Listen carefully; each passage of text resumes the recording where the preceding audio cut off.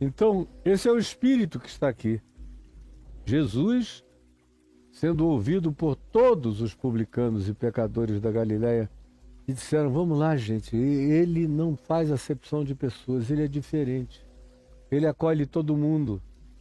Ele não fica separando o joio do trigo, ele não faz nada disso. Ele simplesmente deixa cada um se manifestar diante dele. Vamos lá, nenhum de nós será rejeitado. Nenhum de nós será rechaçado. Nenhum de nós será desprezado. Porque ele não olha para a gente como os fariseus nos olham. Eles olham com um amor sublime, um amor eterno, com o amor do Pai. É assim que ele nos olha. Então vamos lá, e foram todos. Todos. Essa ênfase aqui não é um exagero, ela é bem abrangente. Foi todo mundo, as coletorias de impostos ficaram vazias. E os pecadores abandonaram os seus postos e seus lugares de atividade e todo mundo se uniu. Eu gostaria de ter visto essa reunião com gente com as aparências as mais variadas, com os piercings, com as argolas nas orelhas, as mulheres pintadas com alguma extravagância, homens que se vestiam diferente de todos os religiosos daquele tempo, daquela hora, especialmente dos fariseus. Eram pessoas assim completamente mais livres, viviam muito mais de celebrações festivais do que de qualquer outra coisa. Esse grupo ali, avidamente, olhando para Jesus, enquanto Jesus falava com eles, e eles bebiam cada palavra. E em contrapartida a isso tudo, lá estavam os fariseus e os seus mestres da lei e os seus teólogos zangados, com raiva de Jesus, que era o que acolhia, que não parava de pregar e não exortava dizendo, olha, vocês só voltem aqui depois de pensarem bem se querem me seguir. Do contrário, vão. Mas não, Jesus não tinha esse assunto de censura para com ninguém. Nunca a gente vê nos evangelhos Jesus dizer, você não está preparado para me ouvir. O que eu tenho a dizer não é para gente como vocês. Ele acolhe a todos.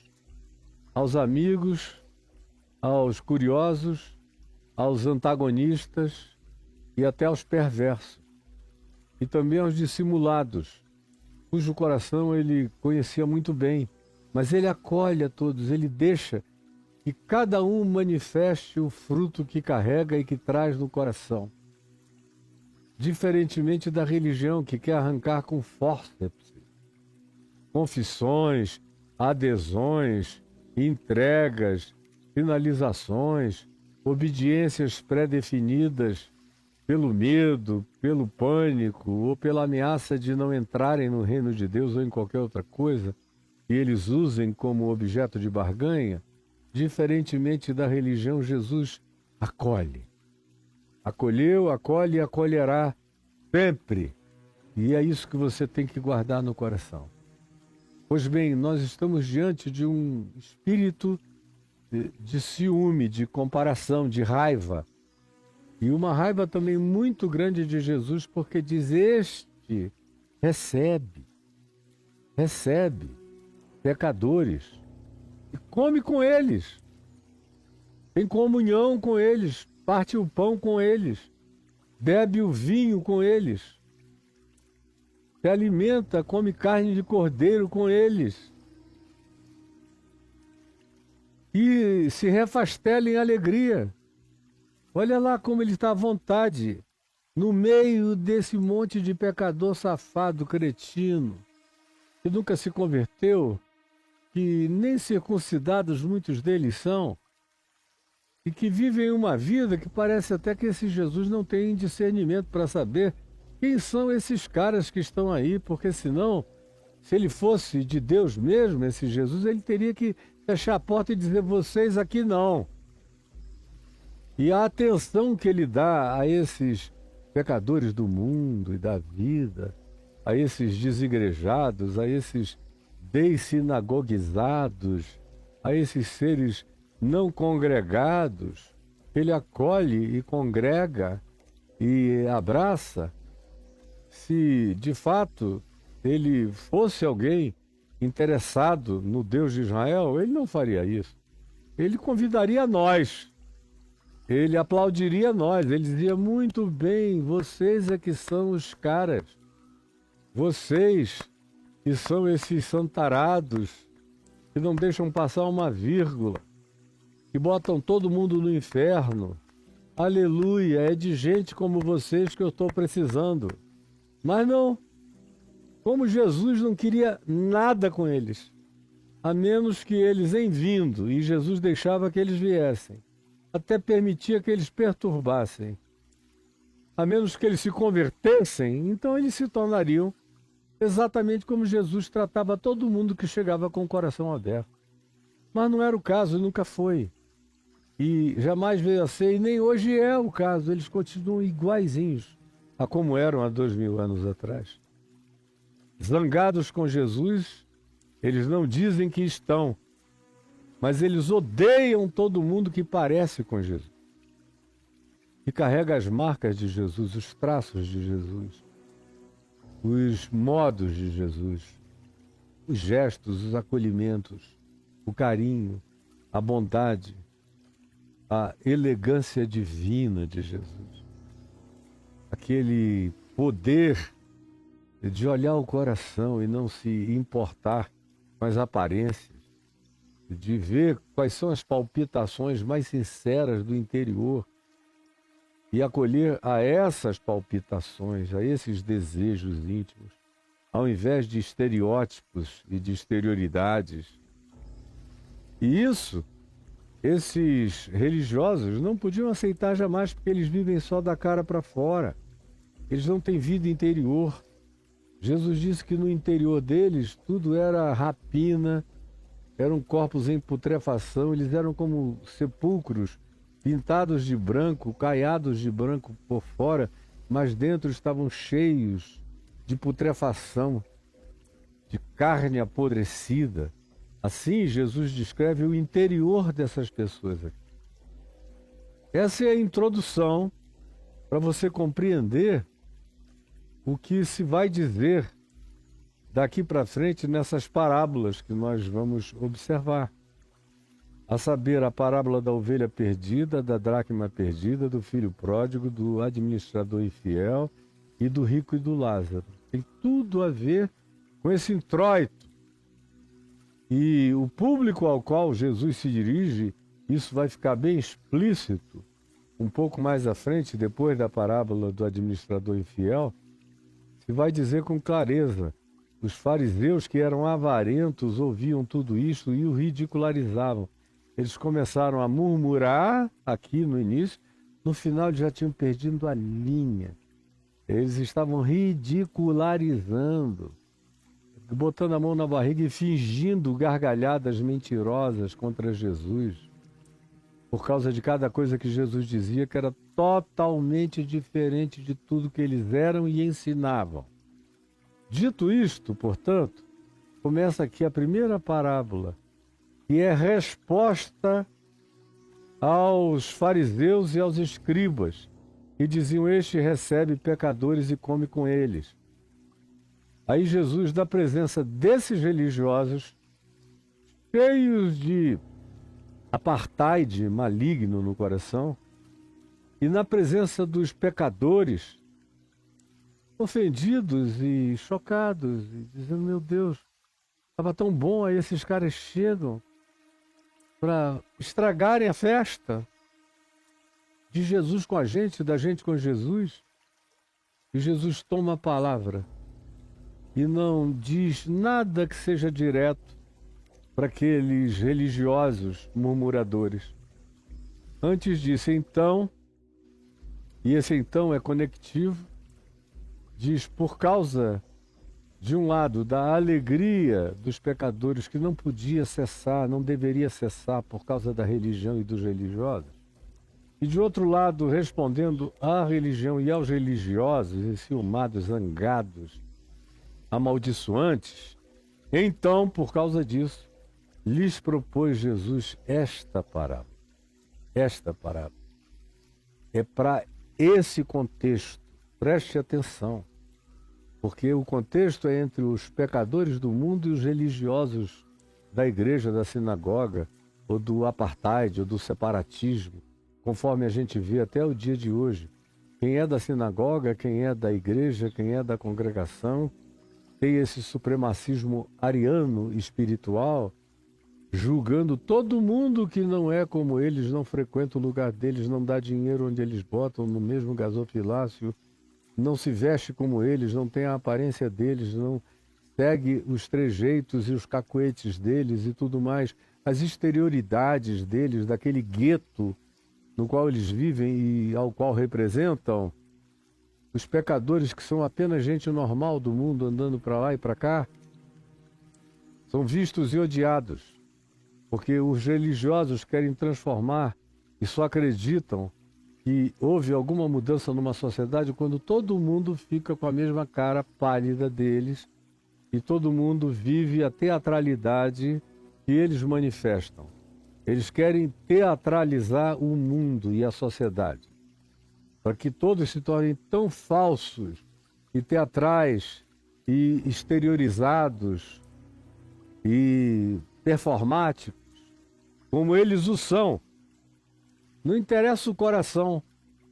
Se o cara aprender a fazer os sinais e as mímicas religiosas, será acolhido e será aceito, não importa o quão putrefato esteja no interior e no coração.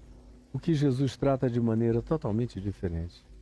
Então lhes propôs Jesus esta parábola, como resposta a esse ambiente que eu acabei de descrever, não muito longamente, mas com clareza o bastante para qualquer um entender para sempre. Então lhes propôs Jesus esta parábola. Qual? Ele pergunta, qual dentre vós? Ele devolve. Olhando para os fariseus, para os escribas, para os acadêmicos, para os doutores da lei, muito mais do que para os pecadores, para os publicanos e para as meretrizes, muito mais para eles. Qual dentre vós? Eu até posso ver Jesus estendendo a mão e definindo o olhar na direção deles. Qual dentre vós é o homem que, possuindo 100 ovelhas e perdendo uma delas, não deixa no deserto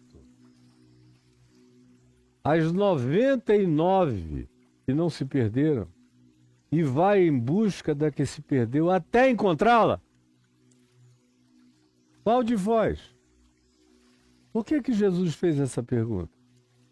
Porque fazia parte do modus operandi de qualquer pastor responsável naqueles dias, pastor de ovelha, pastor de animais. Qualquer um deles, tendo 100 ovelhas, uma desaparecesse no final do dia, ele deixava as 99 lá no seu pasto, no seu aprisco, e saía à procura da única que não voltara, que desaparecera, que se perdera. E a alusão é muito óbvia. Vocês são os caras da congregação, vocês vivem juntos. Vocês dizem que são os salvos, são os santificados, são os separados para Deus. São os que carregam fantasias divinas num verdadeiro carnaval religioso de fantasiamento, de estereótipos, de expressões exteriorizadas. Então, vocês me respondam. Vocês são aí gente da congregação. Se fosse uma ovelha de vocês, do negócio de vocês, vocês não fariam exatamente o que todo pastor responsável faz? Deixariam as 99 no aprisco e sairiam para procurar a que está perdida, desaparecida, antes que um animal a alcance e a devore e a destrua? Qual dentre vós? Porque ele conhecia essas pessoas e sabia como era o modus operandi no caso de ser um bem material, e uma ovelha era uma commodity importante e ninguém queria perder nenhuma. Quem ou qual dentre vós é o homem que, possuindo 100 ovelhas e perdendo uma delas, não deixa no deserto as 99 e vai em busca da que se perdeu até encontrá-la? Aí isso ecoa no ouvido deles.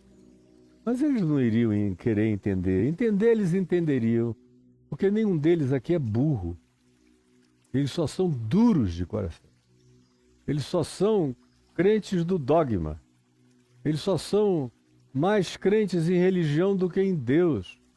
Eles são muito mais crentes da lei, das observâncias religiosas, do que da lei do amor praticado pelo Pai em todas as coisas que dão fruto espontaneamente na natureza, na vida, onde Ele alimenta todos e a natureza segue seu ciclo com harmonia e cada um é diferente do outro, mas são todos filhos dele, na própria natureza. Então, quando Jesus diz qual dentre vós, é porque ele sabia que ninguém iria se apresentar e dizer eu. Eu não quero nem saber, eu fico com as 99 e deixo aquela para lá, porque seria, no caso de alguém dizer isso, um testemunho de perdularidade, de descuido, de inobservância, de cuidados mínimos com os bens que possuíam, o que não pegaria bem para nenhum dos religiosos. Então Jesus provoca-os. É uma provocação, ao mesmo tempo em que é uma lição, dizendo, olha, eu aqui estou achando as ovelhinhas que estavam perdidas. Vocês não dizem que vocês, fariseus, escribas, saduceus e gente do templo e da religião, já são as ovelhas que não precisam de salvação? Já são os pecadores que não precisam de perdão? Já são os sãos que não precisam de médico? Então vocês não precisam, fiquem lá. Não é para vocês, eu não sei nem o que vocês estão fazendo aqui. Vocês deviam estar lá na congregação de vocês, porque eu aqui estou num grande esforço de salvamento, de acolhimento, de inclusão, de abraçamento, para que todos eles se sintam outra vez incluídos e achados. A mensagem simples e original do Evangelho é essa. Jesus pergunta e diz, e achando-a, essa única ovelha que, para quem tinha 99, pode parecer assim algo com menos valor, mas para o verdadeiro pastor, as coisas não são medidas por quantificações, mas pela realidade qualitativa da existência de uma vida perdida. E aí ele conclui dizendo, e achando-a, põe-na sobre os ombros, cheio de júbilo, de alegria. Ele volta no cair do dia, na escuridão da noite, na direção das outras 99 ovelhas. Ele não precisa de público para se alegrar, ele se alegra sozinho, ele vem rindo na escuridão, voltando à procura do aprisco onde estão as 99, cheio de alegria no coração. E indo para casa, ele reúne os amigos e os vizinhos. Quando ele chega em casa, depois de ter tangido agora, não mais 99 ovelhas, mas 100, de volta para casa e bota dentro dos lugares de cuidado e de guarda, chama os amigos e vizinhos dizendo-lhes, alegrai-vos comigo. Alegrai-vos comigo. O reino de Deus é um reino, como diz o meu amigo Osmar Ludovico, muito apropriadamente, é um reino de amigos. E aqui se diz que é exatamente isso que Jesus faz. Cheio de júbilo, indo para casa, reúne os amigos. E reúne os vizinhos.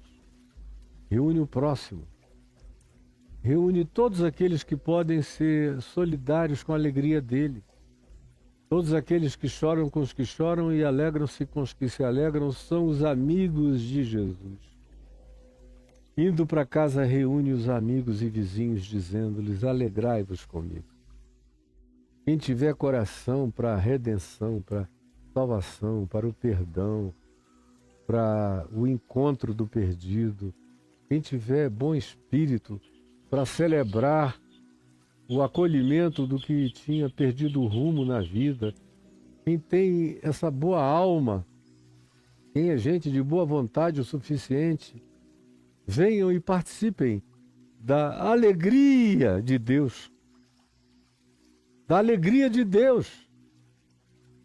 Porque Jesus está falando aqui da alegria de Deus. Alegre-se com a alegria de Deus, alegre-se com a alegria do Cristo, alegre-se com a alegria do bom pastor que dá a vida pelas ovelhas. Alegrem-se comigo, porque eu achei a minha. Essa é uma coisa que sempre me impressionou. Não é eu achei uma ovelha perdida, é a minha. Tem uma particularidade de amor, de pessoalidade, de intimidade, de troca de nomes. O verdadeiro pastor de ovelhas conhece as ovelhas pelos seus nomes, é o que Jesus diz em João no capítulo 10. Chama cada uma delas pelo seu próprio nome. Não é uma massa de ovelhas. O verdadeiro rebanho de Jesus é feito de gente que conhece umas às outras, e o bom pastor chama as suas ovelhas pelo nome, com carinho, com afabilidade, e dá a elas um cuidado e um trato pessoal. Quando diz alegrai-vos comigo, porque já achei. Esse já é tão expressivo. Denota que enquanto não achasse, ele não estaria completo sem aquela ovelha perdida. Haveria um vazio no coração desse pastor enquanto ele não achasse esta que estava perdida. E é mais do que só isso. Ele diz, eu já achei a minha. E é claro que ele não está falando de ovelhas no pasto. Ele está falando de gente. Ele está falando de publicanos, meretrizes, pecadores, trazendo uma mensagem para os fariseus e os mestres da lei e querendo que eles entendam a relação pessoal que Jesus tinha com aquelas pessoas que eles abominavam tanto. Eles odiavam a quem Jesus chamava de minha. É um outro choque que a gente vê todo dia como manifestação da religião em relação à liberdade de Jesus, amar a quem quer amar, acolher a quem quer acolher.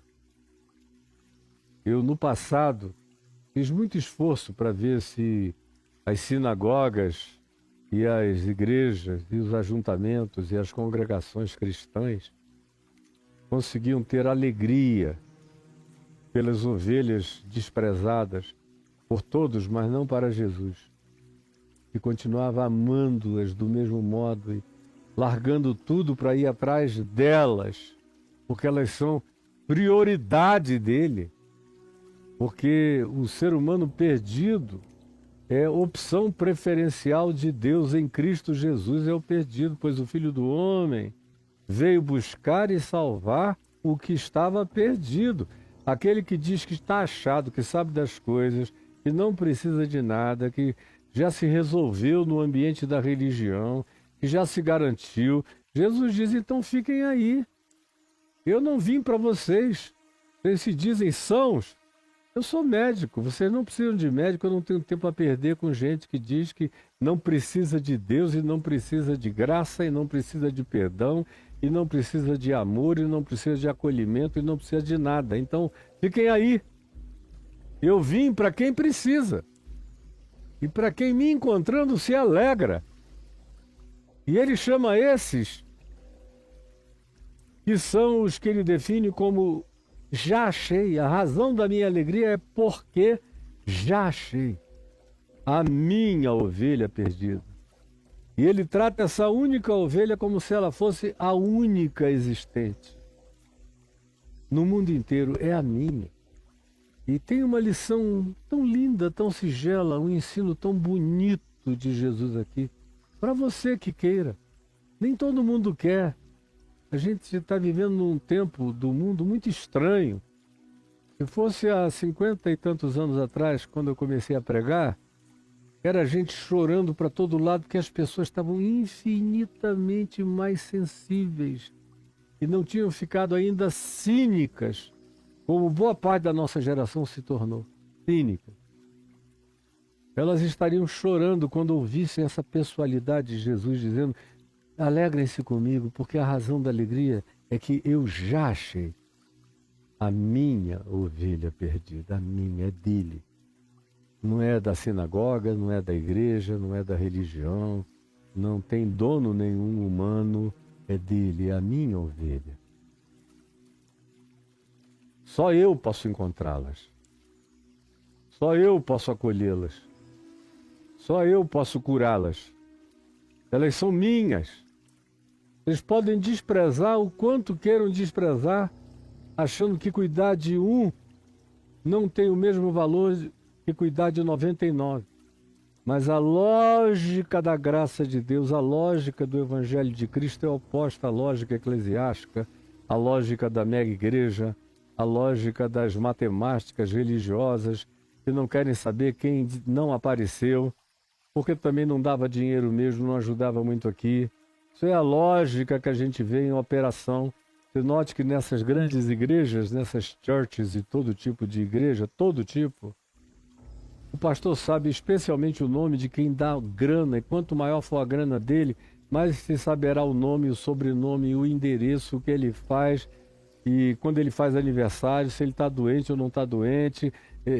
Esses recebem atenção especial, porque são só esses que existem para esses falsos pastores.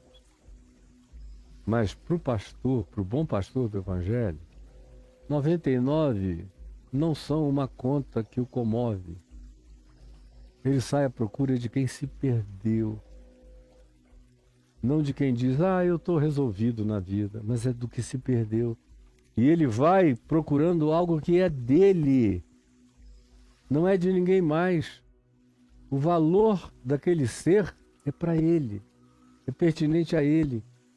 Foi criado por ele, cuidado por ele, amado por ele, está extraviado. E ele vai à procura, e quando acha, convida os seus amigos, os amigos de Jesus, para se regozijarem com ele, porque ele já achou a sua ovelha, a minha ovelha perdida. E aí Jesus conclui, preste atenção nisso. Ele conclui dizendo: digo-vos, todos ouviram.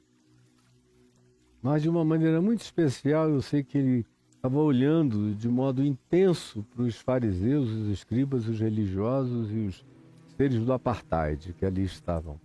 Digo-vos que assim haverá maior júbilo no céu por um pecador que se arrependa, que era o contexto todo, eram pecadores. Estavam se arrependendo sem ser como o arrependimento de João Batista, todo mundo gritando, chorando, batendo no peito. Com Jesus o arrependimento é diferente. É uma mudança de mente mesmo. Não é uma manifestação de grito choroso, jogar a terra na cabeça, de sair em estado de quase automutilação para demonstrar tristeza. Não. Jesus lia os corações. Ele sabia quando a alma humana estava entrando num processo mutacional, quando a mente estava entrando num processo de metanoia, de mudança de mente para uma perspectiva original que o indivíduo nunca carregara antes. Isso é arrependimento. Embora estivessem todos alegres, e ele alegre com eles, come com pecadores, se banqueteia com pecadores, ri com pecadores, vai vendo a graça operar enquanto o cara gargalha chorando. Come o pão com uma alegria quebrantada, bebe vinho com um coração completamente derretido, e Jesus está vendo isso. Não as performances de exterioridade, porque não são necessárias, a menos que sejam espontâneas. Mas ele entende quando, não havendo nada disso, todavia houve a mudança pela via do encontro, da felicidade, que diz: eu não, nem acredito que eu encontrei o que eu não buscava, o que eu nem sabia que me procurava. Olha ele aqui, a fim de mim, me querendo e me acolhendo. Que alegria! Na maior parte das vezes é assim a manifestação do arrependimento em Jesus. Aí a gente volta para o verso 7, onde ele diz: digo-vos, e assim haverá maior júbilo no céu por um pecador que se arrepende, que faz essa metanoia, que muda de mente, que olha para mim e vê a resplandecência de quem ele pode ser, olha para mim e vê o abraço, o acolhimento do meu Pai para com ele, e entende, me olhando, que ele pode ser como eu, parecido comigo, viver como eu, amar como eu, perdoar como eu, ser feliz com a minha felicidade, com a minha bem-aventurança. Pode se tornar um Macários, como a gente já viu durante meses ou semanas, lá em Mateus 5, está tudo aqui no YouTube. Eles viam e percebiam a identificação. Aquele que estava diante deles era totalmente humano, generoso, carinhoso, acolhedor, sorridente, bem-humorado, feliz. E não levantava obstáculos, só removia-os. De modo que ele diz aos amigos dele próprio: eu em verdade vos digo, e diz aos fariseus e aos antagonistas: prestem atenção, vocês que não entendem, que murmuram, e que se zangam, e que odeiam, e que sentem uma inveja infernal no coração. Eu digo a vocês que assim haverá júbilo no céu. Pelo que eu estou fazendo aqui, os céus estão em estado de aplauso. Os céus estão de pé. As criaturas celestiais, multidimensionais, estão em estado de perplexidade. Como Paulo disse, escrevendo aos Efésios, que os principados e potestades, quando veem o amor de Deus manifesto, eles aprendem sabedorias com a manifestação da graça sendo vivida entre os humanos. Digo-vos que assim haverá maior júbilo no céu por um pecador que se arrepende, um só, do que por 99 justos que dizem que não necessitam de nenhuma natureza de arrependimento. Porque o reino dos céus não tem a ver com quem diz eu não preciso do reino dos céus. O reino dos céus tem a ver com um único que em algum lugar acolhe e diz: era tudo que eu estava buscando toda a minha vida e não sabia.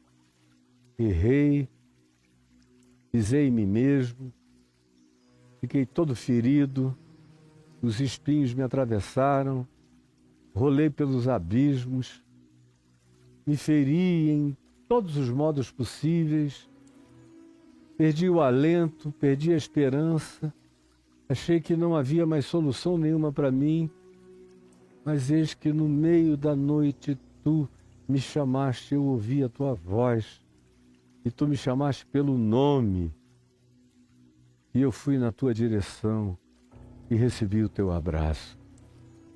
Um pecador que se arrepende vale mais, muito mais, do que uma mega igreja inteira de gente que nunca se arrependeu de verdade. Como hoje em dia a gente vê igrejas imensas e lotadas de gente que está lá para ganhar dinheiro, para entrar no leilão do Rolex, do Patek Philippe, do carro importado caríssimo que alguém vai doar para o pastor fazer uma revenda dentro da congregação. São igrejas que se transformaram em revendedoras de bens e um percentual grosso fica no bolso do pastor. Esses são os 99 que não precisam de arrependimento, que acham que quem está perdido é o mundo e não eles. E eu fico muito triste quando eu vejo gente que eu amo frequentando esses lugares, porque como Jesus diz em Mateus 23, os líderes desses grupos são capazes de dar uma volta na terra para ver se eles acham um prosélito e fazem um discípulo, e aí ensinam esse cara a se tornar pior do que eles. Jesus é veemente quando diz: então, o fim do discipulado desse tipo de pastor perverso, ganancioso, só pensa em dinheiro e em se dar bem, os pastores do consumo, do culto ao consumo, é que eles são filhos do inferno, é Jesus quem diz. E tornam esses que se manifestam agora como discípulos deles, repetindo o mal que eles praticam, fazem-nos se tornarem 2 vezes piores do que eles, 2 vezes mais filhos do inferno do que eles. Eu acompanhei no curso da minha vida todo esse processo que hoje choca vocês. Eu acompanhei desde o início aqui no Brasil. Vai fazer 52 anos. Eu cheguei e vi. Estava começando em alguns lugares, na minha terra, em Manaus. Já tinha alguns casinhos em Belo Horizonte, alguns no Pará. Tinha já alguns bem plantados, mas não eram tantos, no Rio, em São Paulo. Depois houve uma metástase. E nos últimos 35, 40 anos, a metástase foi horrorosa. Chegou para todo lado e hoje o que a gente mais vê é o pioramento. Os caras de hoje, que aprenderam com os de ontem, os quais tinham aprendido com os de anteontem, até chegar à origem inicial dessa loucura toda aqui no nosso país, se tornaram muito piores do que aqueles em quem essas realidades se originaram. Porque não dá para o pior fabricar o melhor, eles só pioram. O aperfeiçoamento dele a gente tem que chamar de o pioramento. O upgrade deles é um upgrade na direção do pioramento, de modo que eles estão piores do que os originários e os discípulos deles vão ficando cada vez piores, de modo que não há muita esperança na sucessão nem na mudança. Outro dia, tragicamente, morreu um deles num acidente de motocicleta. Aí você pensa que melhora? Não, piora. Já era horrível aquilo ali daquele jeito. Conseguiu ficar pior. Como tudo que vocês têm hoje de horroroso, eu lhes garanto, e não é por profecia, é por certeza da lógica do Evangelho e da natureza humana, ainda vai ficar muito pior. Essa apostasia de hoje vai ficar inconcebivelmente mais horrorosa.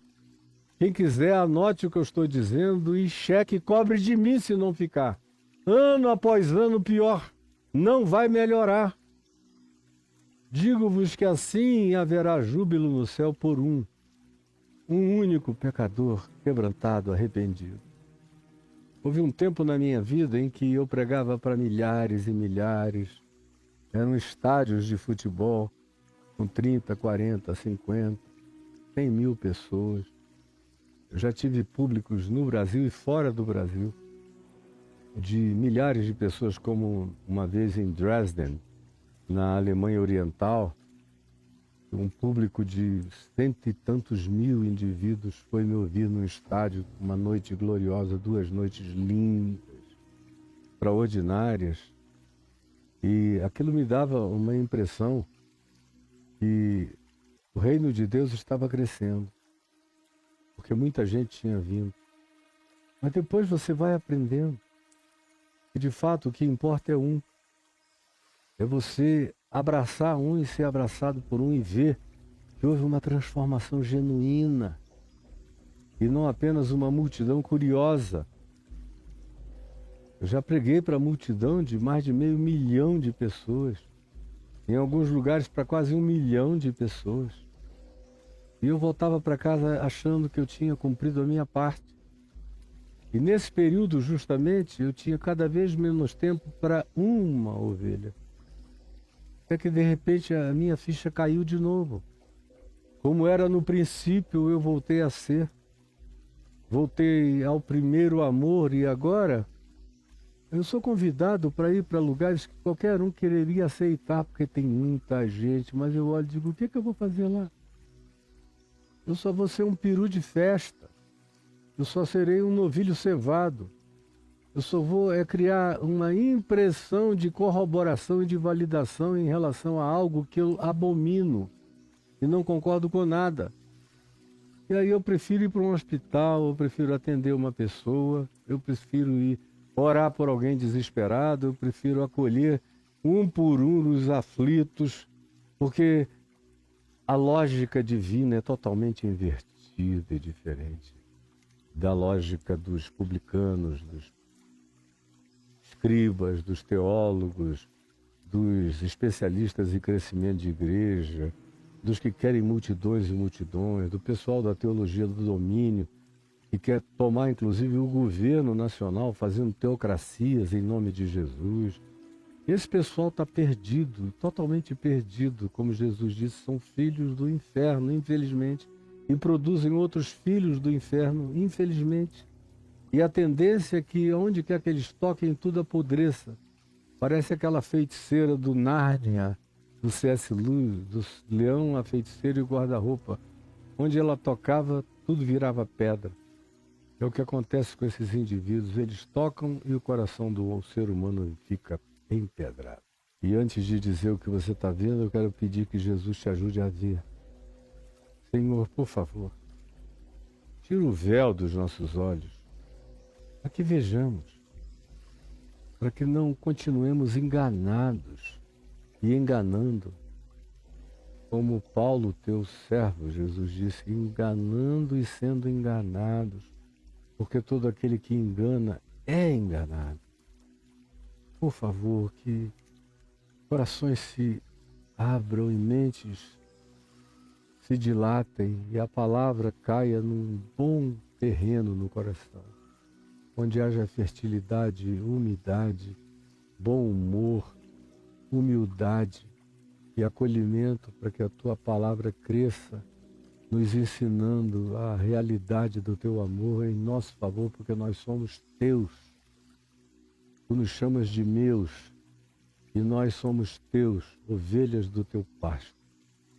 Por favor, permite que essa palavra singela, que qualquer neto meu entenderia, seja compreendida por muitos que estão aqui. E que seja justamente essa pureza simples que se transforme numa comoção profunda. É o que eu te imploro, em nome de Jesus. Amém e amém.